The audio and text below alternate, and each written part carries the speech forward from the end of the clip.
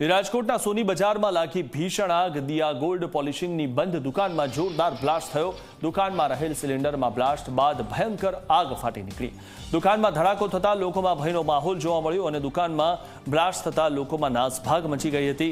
Fire બ્રિગેડની ટીમે સ્થળ પર પહોંચીને આગને કાબૂમાં લીધી હતી। સદનસીબે રાત્રે બનેલી ઘટનામાં કોઈ જાનહાનિ થઈ નથી, પરંતુ સૌથી મહત્વની વાત એ છે કે જે રીતે આગ લાગી, બ્લાસ્ટ થયો અને ત્યારબાદ દુકાનમાં આગ લાગી ગઈ હતી। દુકાનમાં ધડાકો થતા લોકોમાં ભયનો માહોલ છે।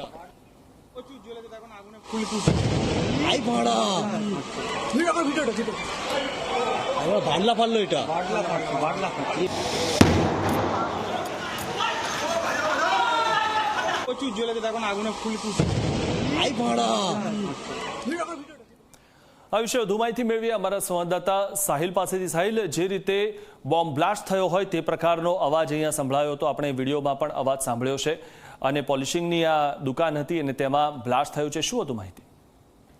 જી ચોક્કસથી જે રાજકોટનું સોની બજાર આવેલું છે મિથુન, ત્યાં વારંવાર આવી ઘટનાઓ બનતી હોય છે, પરંતુ ક્યાંક તંત્ર છે તેની બેદરકારી જોવા મળતી હોય છે।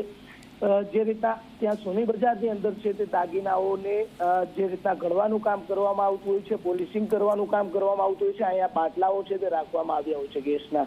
ગઈકાલે રાત્રિના સમયે જે ઘટના બની, બંધ જે દુકાન હતી તેની અંદરથી જે બાટલા હતા તે બ્લાસ્ટ થયા, જેના ધમાકા કહીએ કે આખા વિસ્તારની અંદર એ પ્રકારે સંભળાયા હતા કે લોકો ઘરની બહાર નીકળ્યા હતા અને અફરાતફરીનો માહોલ જોવા મળ્યો હતો।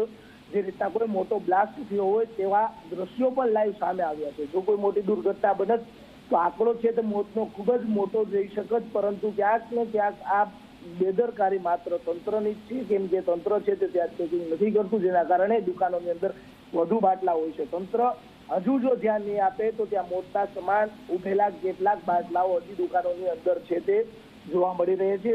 આ જે ઘટના છે તે ઘટના ગઈકાલે રાત્રિના સમયે ત્યાંના વિસ્તારમાં ફાયર બ્રિગેડ દ્વારા પણ જે રીતે આગ ઉપર ઘણી જ મહેનત બાદ કાબુ મેળવવામાં આવ્યો હતો।